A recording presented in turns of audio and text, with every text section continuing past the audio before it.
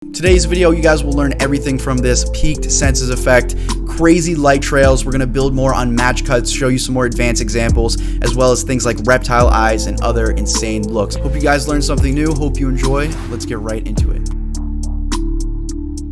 Welcome back to the channel, guys. Today we have a pretty cool one. There's some interesting visual effects in here. I'm going to show you step by step the ins and outs, but I also want to show you some of the subtle things that you guys may have missed, because there are a lot of subtle effects in here. There's a lot of things that I've talked about in recent videos that could build upon what I'm going to show you. So anyways, we're going to be giving you a tutorial today on the Weeknd Heartless. We're going to be quickly breaking down the music video, showing you guys some things that you could learn from the video, and then we're going to go and hop into Adobe Premiere and After Effects and recreate some of the things that you see in this music video. I also want to quickly mention before we start the breakdown, I have a brand new animation pack that works for any editing software. It's on sale right now if you guys want to pick it up. There's also a built-in window extension for Adobe After Effects, and there's some MoGraph files for Adobe Premiere. So if you're interested, check out the link below. There's some cool things in there that can really up your game. Now that we've done that shameless plug, let's go ahead and get right into the breakdown.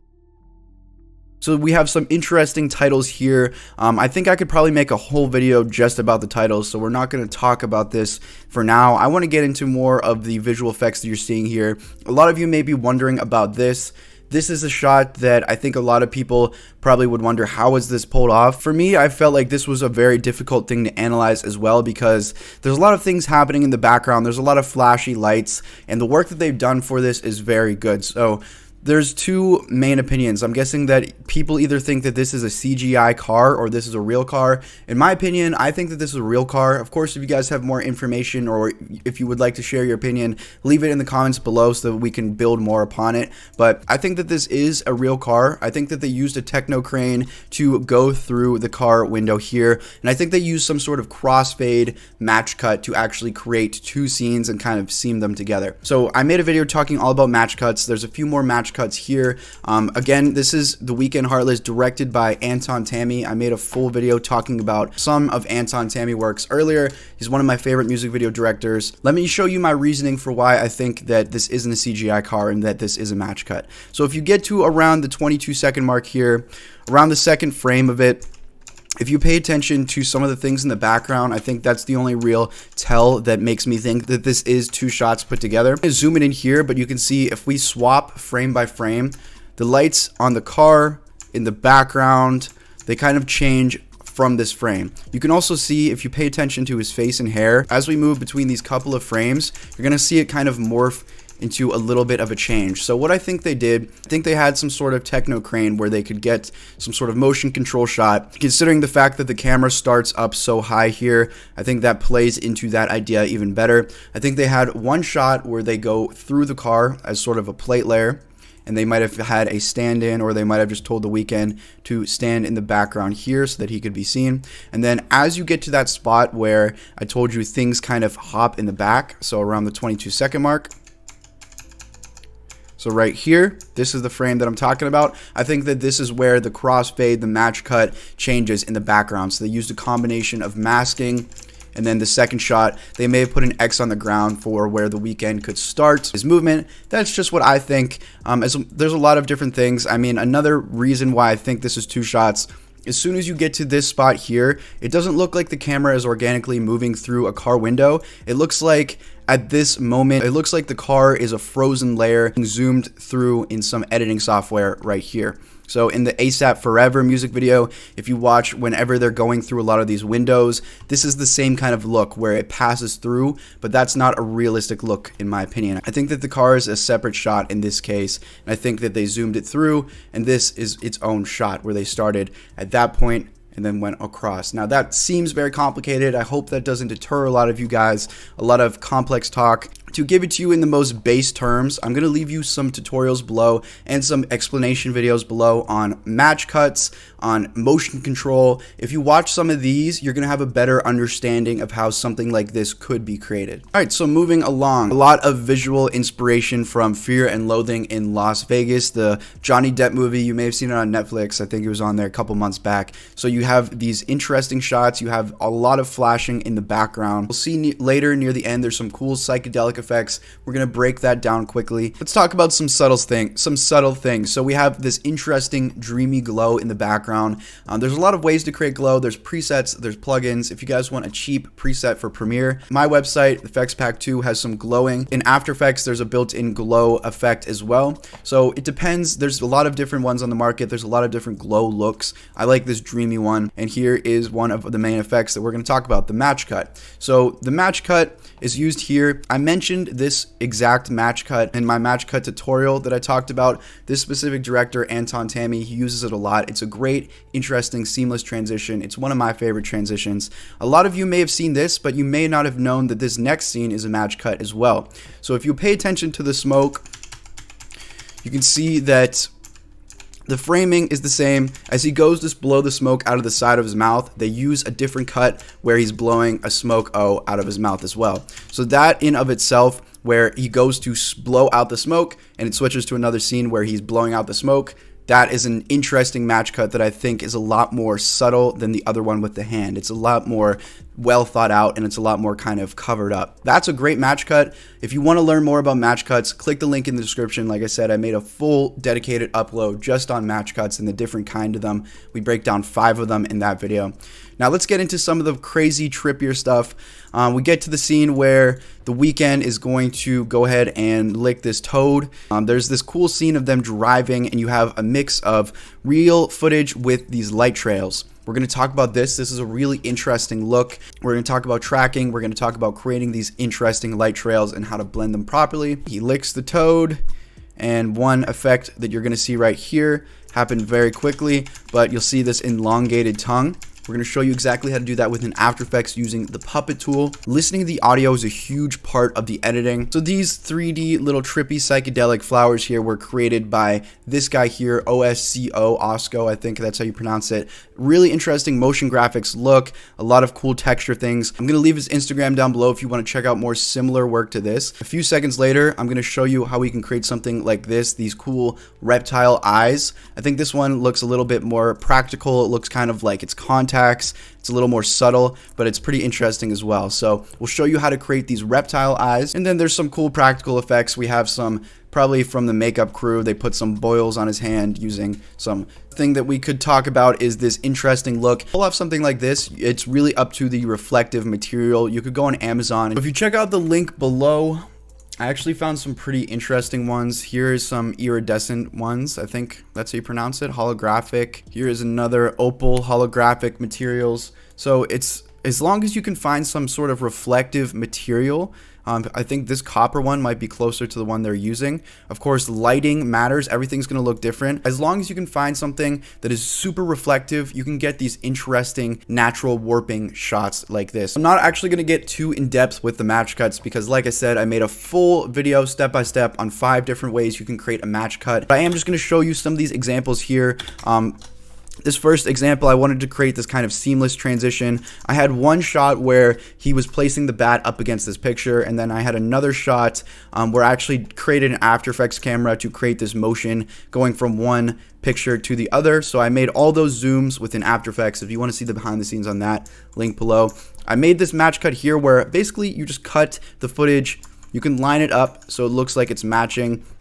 In the tutorial, I show you how to line it up, changing the opacity, using some motion control things, and you create this cool seamless effect just like this. That's one example of a match cut. Here's some other examples from famous movies, TV shows. Here's one where these gears perfectly line up with these streets. Pretty sure that's in Paris. I think that's the Arc de Triomphe.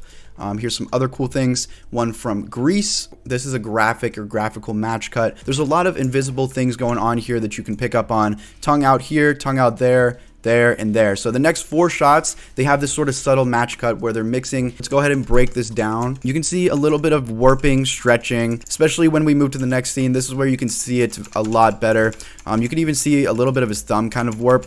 So mainly the tongue you'll see elongates like this, but you can also see the edges here. So let's go ahead and try and create that. We're going to use this shot and a few other shots to recreate what you just saw. So if you're starting in Adobe Premiere, you can right click on your clip and click replace with After Effects composition. As long as you have After Effects installed, this will open up this dynamic link clip in After Effects just like this. If not, you could just start within After Effects. But let's go ahead and get down to business with this. So if you want to create this warping effect on the tongue or any other part of the scene, there's two ways you can go about it. The first way is using the puppet tool, and this is probably the best way to do it. You can select these little pins here in the top right. A lot of people may search for it in the effects and presets, but it's actually in your toolbar. So click that and you can kind of set about some little pinpoints here. This will actually automatically create keyframes. So all you need to do is just drag a bit in the scene, and then you can actually grab these pins and kind of just drag them the way you want. Now you're going to notice one thing. You're going to notice that as I do this, you see these black edges on the screen pop up. The reasoning for this is because whenever you have footage that is not locked down on a tripod, if it's moving footage, if it's shaky, you're not going to be able to pinpoint these pins exactly. It's going to kind of have to warp the scene to adhere to what you're trying to do. So if you shoot the scene on a tripod, it's going to be easiest to pull this effect off. But no worries. What we can do is let's kind of stretch this out even more. We'll even go to the beginning here. Add one more pin on the tongue tip. So if you just want to fix this black non-pinning in the top right here, what you can do, you can close this effects bin that's now open. You can open up your transform options in the bottom left, and you can keyframe your anchor point, your position, your scale. Move to where the edges are starting to get messed up, like this, and then just grab your scale and adjust that. You can also, if you want it to be a little bit centered better, you can adjust your anchor point, and that's going to kind of create a little bit of compensation zoom. So as I press play here, this is what you're going to see. As you see, it stretches out. Another thing I want to point out is that because the tongue isn't really extended here, just from this angle of the shot, it's going to jut his chin out as well, as you see like this. You'll see that they used a shot where it would be very easy to kind of extend only the tongue. What they probably did was place their pins here, drag a bit in the timeline to where this starts stretching out. We can even stretch this more, so we'll grab. So there you go. I kind of used the same technique, and it sort of amplified the effect that was going on. So you can see how you can stretch something such as that. And of course, with these edges, that can be fixed with that same trick where you go to your transform, keyframe all these, drag a bit, and you compensate for what's going on. Alright guys, so that is how you create the elongated tongue using the puppet tool, just like that. We're also going to show you here in Adobe Premiere this heightened senses sort of blur that's going on the shoulders here. Of course, you can do this in After Effects. The same effects that we're going to use in Premiere are also in After Effects. I'm just going to do this in Premiere because it's a little bit easier to show layers in this. We're going to select our footage. We're going to hold down Alt on our keyboard, and we're going to click and drag up. To duplicate in After Effects, you just select the footage, click Control D for those that are doing it just in After Effects. Now on our duplicated footage, what we're going to do is we're going to select it. We're going to go up to the top left in our effect controls, and first off, we're going to change our opacity here. Open that up. Change your blending mode. So in After Effects, you may need to click toggle switches of modes, but find your blending mode, change that to linear dodge add. You guys can actually mess around with this. Maybe you like screen, maybe you like lighten. I like linear dodge add. It really kind of pumps up the light that's going on here. Next, what you're going to want to do is you're going to want to go to your effects and presets here, and you're going to want to search for the lens distortion effect. So go ahead and find that. It's under the distort folder here. Click and drag that onto your duplicated footage. Now we're going to find our lens distortion in our effect controls with this selected. You'll see this curvature setting here. If we pull this to the left, this is what it's looking like. Really sick effect. So we can keyframe this at the beginning here at 0. We can drag a bit near the end, and then we can go ahead and take this value. And if you drag it to the right, it's going to shrink in. We want to go to the left. So drag it for however long. So drag it for how far you would like. If you want to get crazy with it, you can kind of bend it up and it'll look pretty interesting. If you don't want it to be that in your face, you guys can kind of reduce it a bit. Another thing that you're going to want to do is you're going to want to select that clip, find opacity here, click this pen tool, and we're just going to make a rough mask so that it's not affecting our subject's face, because we want to have these blurry edges and we want to make sure that his face is still in focus and not being affected by all of the crazy distortion going on. So you'll see it makes his face brighter and the background darker. We don't want to do that. We're going to want to click inverse here, or inverted, and then you'll see it's a little bit too dark, too light. So grab your mask feather here and just bump that up so that we have a nice even blend of what's going on. If this face is still too dark here, you can either take and lower the main opacity of our duplicated layer here so that it blends a bit better, or you can take our bottom clip here, our original footage, and then in your color workspace, I'm not sure why my workspace isn't showing, so let's click reset to saved. So color workspace here, this tab, your Lumetri color panel, you can just bump up the exposure a bit and it'll kind of even out. So here's what that is looking like. I'm gonna go ahead, and I liked how it looked around 50. Of course, you can take your mask, experiment with how everything is going to look. Another thing you can do just to soften it up a bit is, let's go back to our effects and presets, and let's look up a Gaussian blur effect. So click and drag that here. Scroll down in our effect controls, find the Gaussian blur. Let's see where it's at. Here it is. Go ahead and drag to the beginning of where our clip starts. Keyframe the blurriness. Drag, and then let's just raise this value, and you'll see it'll kind of soften this up. It depends on if you want it sharp or if you kind of want it a little more distorted, like that. If you click repeat edge pixels, it'll get rid of this kind of fuzziness on the edges here, like that. All in all, pretty cool effect. All right, guys, now on to these slow motion light trails. Now let's take a look at this. So one thing that I think is interesting, so this isn't just some random light trails that were tossed over the footage. This is definitely a duplication of the footage that has this light trail effect. You can tell by, you'll see his hand is kind of light trailed here, but in the shot you can see his hand is actually leading out the car. So that's pretty interesting. You can see it matches pretty well with a lot of the lights going by. And all this is slow motion. There may be some tracking to kind of make sure this fits into place. Now, another thing I want you guys to know, to create this exact look where these lights look very smooth, very symmetrical, this is because this is on a stabilized system. This is on a car rig. So it's very smooth. It's basically like putting it on a tripod, although it's moving with the car. That's why these lights look very stable, because the shot isn't shaking around. So you're gonna get different looks depending on different conditions. If you want to create this exact look, where you have these nice linear lines, then you're going to have a car rig or some sort of rig connected to something. In terms of the actual application of creating something like this, let's hop into Adobe Premiere. And again, you can do this in a lot of different editing systems, but what I'm going to do is, we have our footage here. We're going to go ahead and hold down Alt, click and drag up. If you're in After Effects, Control D to duplicate. Make a duplication so that you have two versions of this footage here. And now let's go ahead and start creating our trails. Also, this ties into another recent video I made. I made a whole video talking about 5 different types of ghost trails, echo trails. Link to that will be down below. This is pretty specific for this look, for this music video, this ghost trail I'm going to show you now. But if you want to see more variations and different types of the ghost trail, the echo trail, check out my most recent tutorial.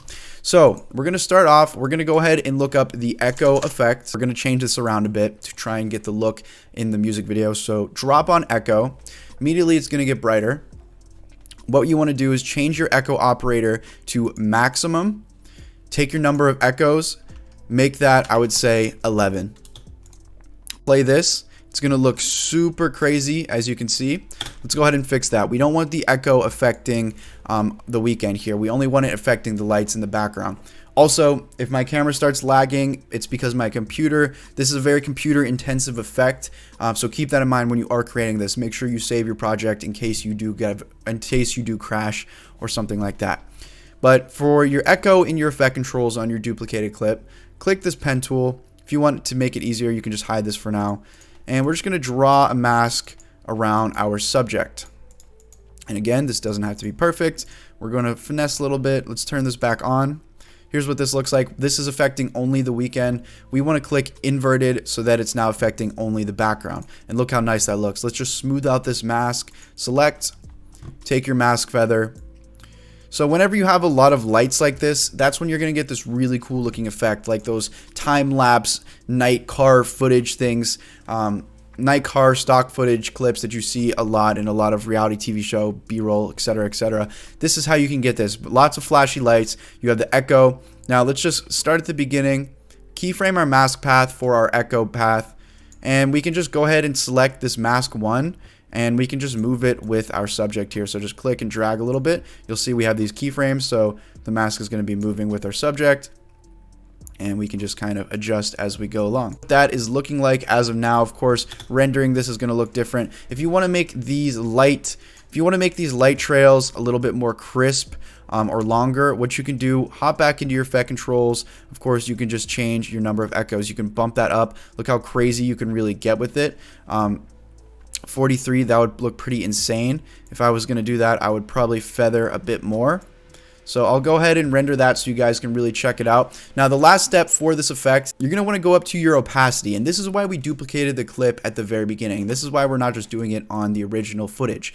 Go up to your opacity here, and you can change your blending mode to something like screen. You can put it on, if you want to make it more subtle, soft light would look pretty cool. There's hard light, that looks pretty insane. I like going on linear dodge add. That's a little bit too bright, but you can take your opacity and you can lower it. This is what's going to give that sort of blended look that you're seeing here. If you're changing your blending modes and putting it over duplicated normal footage, that's what can kind of create that mix of normal footage and your light leak. So mess around with your blending modes. Everything is going to look different. Every shot is going to make a different, every lighting condition in the shot is of course going to have a different result, but that's the back end on how to actually create those light trails and how to blend them with actual footage. Another interesting bonus effect, if you want to fry your computer, make sure you have a decent computer to pull this off, or maybe work with a proxy or something. You guys can actually add a bunch of different effects on top of this to this layer here, your light leak layer. So you can add something maybe like lens distortion, a tiny bit of that. Let's go to our effect controls, mess around with our curvature a bit, and then maybe let's lower our opacity so that we can kind of see that curvature. You can add some sort of blur in here to soften it up. Maybe some sort of radial blur, maybe some sort of Gaussian blur, whatever you guys are really feeling. I recommend you guys kind of experiment with it. And now on to the finale of our tutorial, guys. We're going to show you how to create this really cool reptile eye effect, as you can see right there. Pretty interesting, but at the same time, it's not too fantasy. It's a little bit more subtle. It looks more like a contact lens. Pick some footage where you have a nice clear view of somebody's eyes. What we're going to do is I'm going to right click on this clip. I'm going to click replace with After Effects composition to open this up in After Effects. I also want to mention I actually used this effect a while back on this riffraff video that I edited. It's a really cool effect. It's really more interesting than if you kind of just do some sort of color change or glow on the eyes. So here's the clip of that if you're interested. And you'll see our footage from Adobe Premiere is now imported into After Effects. So now anything we do in After Effects will also pop up in Adobe Premiere because of this dynamic link. So breaking down the steps that are going to need to be accomplished to change his eyes to reptile eyes. As you see, this is moving footage, so we're going to have some sort of track to place the reptile eyes over the normal eyes. We're also going to have to go on Google Images and actually find a reptile eye, or of course you guys could draw one, create a whole new layer, but we're just going to go on Google, find some sort of reptile lizard eye that we can composite over his own. And then of course we need to composite, like I just said, blend it together with our footage. If that doesn't make sense to you, follow along step by step. Step one, like I said, we're going to track this footage. So let's create 2 tracks for each eye. Go up to layer, new, and then create a null object. And this is going to serve as our placeholder for our tracking information. So let's go ahead and name this right. I'm just going to name it left eye actually. We're going to do it based off what we're seeing, so the reflection. So we'll name this left eye, this will be right eye. So let's go to new, another null object, and let's rename that to right eye. You'll see this is what the null object looks like. It's just a little red box, and it's basically a placeholder for our information. So now, let's go ahead and take our left eye, place it. You can take this anchor tool and just click that in the middle. Now we're going to select our footage here. We're going to right click on it and we're going to go to track and stabilize. Now if these are grayed out for any reason, you may need to just double click on the footage and make sure that you're in a layer. Let's go ahead and do that now. So we're now in a layer. Right click on the footage, go to track and stabilize and click track motion. you'll see our track point has now popped up. So we can just easily place this over our left eye pupil. Obviously it's his right eye, but I'm just gonna go based off what we're seeing. And I can resize these boxes so that the outer box kind of encapsulates his eye. It'll be on the ridge of the eye, and then this smaller box will be around the general area of the pupil. Now, once we clicked track motion, you'll notice that this tracker window over here gets highlighted. If you're not seeing that, try and resize your window. I might be blocking it with my camera, so it may look like you're seeing everything, but you actually need to grab this and drag down so we can see a lot of these options. Make sure you do that. This sometimes won't open and show everything. You need to grab the actual tracker window box, drag that down, and now we can see everything in our tracker window. All right, so what we want to do is we're going to want to click Edit Target, and we're going to change our layer to left eye, or whichever eye you choose first. Click OK. And now you can just select position, that's fine. We're just going to start at the beginning of our timeline here and just click this little play button. And you're gonna see the tracker did a perfect job at tracking our eye. If you have shaky footage, it may be harder. If there's bad lighting, it may be a lot harder for the track to pull off a successful track. So keep that in mind. You wanna have as clear footage as possible, decent lighting, not too shaky footage, and you'll get the best possible track. If there is a little bit of shakiness, you guys can actually grab these joints here and try and readjust a tiny bit, but this is perfect for us. So now we're gonna click Apply right here. X and Y, that's fine, just click OK. And now you'll see that it basically applied the track onto our left eye null. So if you see that red square, now that red square is perfectly following our pupil. As you can see, here's our left eye, and the tracking keyframes are applied onto it. If you open it up, you can even see the keyframes here pasted. All right, next we're gonna do the same thing for the right eye. So we can select right eye, we can place that over said eye, and we can grab our anchor tool, just place in the pupil for now. Now what we're going to do is we're going to double click on our original footage to hop into the layer. We're going to right click and we're going to go to track and stabilize again. We're going to click track motion. It's going to place another tracker here, as you can see. Now it says track point 1, but if you open up your motion trackers for the clip, you'll see that tracker 2 is selected. So don't be thrown off by the fact it says track point 1. It won't mess up the first thing. The first track is already complete. Take that track point, place it over the eye, click Edit Target. You may want to zoom in here. You can resize this a bit. Put it along the ridge, smaller box along the pupil. Click Edit Target. We're going to select the right eye null layer here. Click OK. And then click Play at the start of your video clip. So click Play. That track looks good as well. We're going to click Apply and OK. So now we have our tracking all done. We don't have to worry about that for the rest of this tutorial. Pretty easy. A lot of people are thrown off by the tracking, but it is relatively easy. So next up, we're going to go to Google and we're going to search for reptile eye.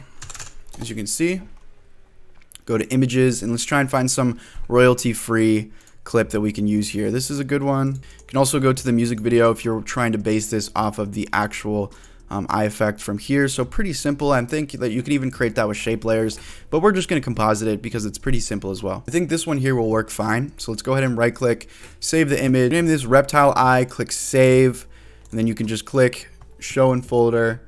And once you find that clip, just drag it into After Effects and you can just drop it right in here or in the project. So here is what this is looking like.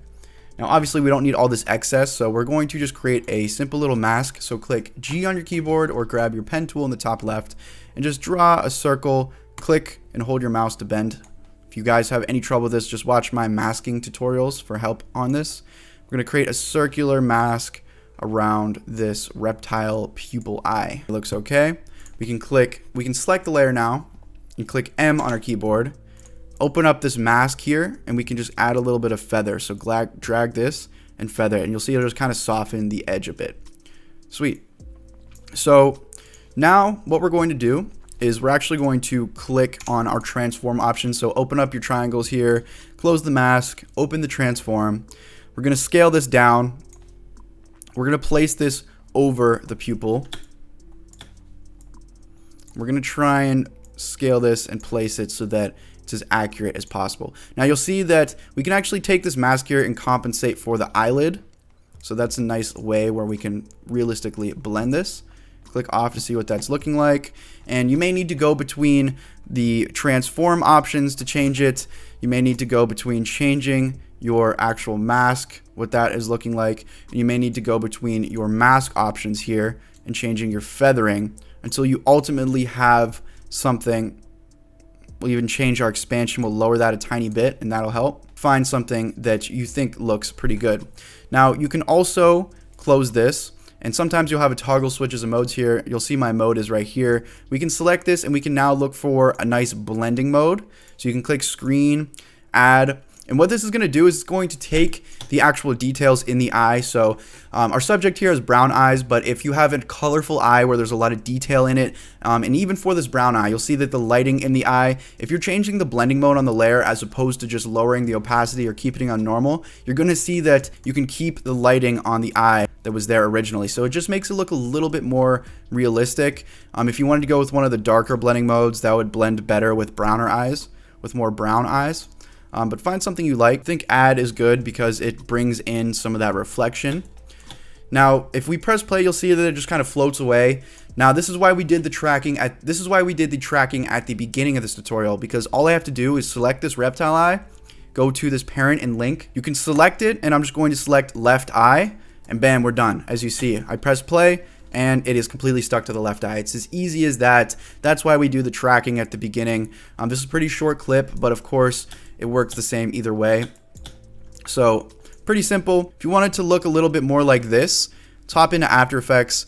You guys can add any kind of color correction onto this. So if you go to Effects and Presets, we can look up HLS and grab this color balance, place it on the layer, and you can mess around with the hue, the saturation. So maybe you want to have some coloration in there. Maybe you want to keyframe that, and maybe you want to have some kind of crazy, trippy reptile eye thing going on, as you can see. But if not, maybe you just want to make this a little bit more saturated yellow or less saturated, like that. There's a lot you can do with it. Those are just some quick little examples. So that looks pretty cool. Let's do that for the other eye as well. All we need to do here is actually select the reptile eye layer, click Control D, and then we'll just put this on none for now, our track. And we can literally just click and drag this over our right eye. And now we're going to just adjust the mask, adjust the scaling. I think that looks good. And then you select your new reptile eye. We'll rename this to Reptile Eye 2. And then you can change your track, so your parent and link, to our right eye tracking null layer. There you go. We have just created some simple little reptile eyes, very easy, very customizable with those steps I showed you using your color balance, or another one is the curves effect. There's tons you can do with it to really customize the look. As always, guys, hope you have a great day. 2020, we're coming hard. We're going to be upping our skill set. I'm going to be focusing on upping my skill set, bringing in more animation, bringing in more 3D, opening as many doors to you guys as possible. And as I go along my own personal journey, I'm going to share that with you guys, and hopefully we can learn together and take over 2020. Thank you guys so much for watching. Thank you so much for supporting, and I'll see you guys in the next one.